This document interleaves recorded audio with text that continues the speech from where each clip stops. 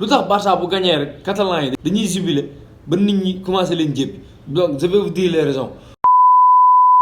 gars yi fàtte xaju fi nous on a trop souffert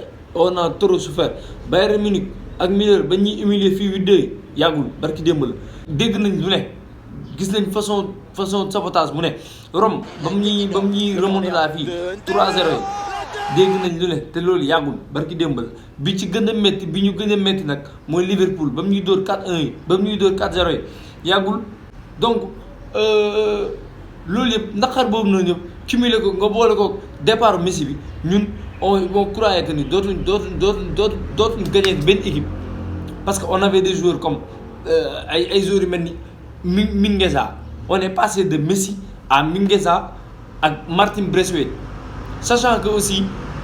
à un moment donné notre meilleur joueur c'était Luc de Jong imaginez loolu léegi tey jii nii bu ñu demee ñun ba mën a enchaîner ay 2 victoires 3 victoires ba dóor ay Real 4-0 dóor ay Bayern 4 dóor ay Dortmund dóor ay Atlético Bilbao donc il faut aussi ñu savourer kii on a vécu tellement de mauvaises choses moo tax instant bi nii dañuy profiter pour dabu donc comprenez-nous.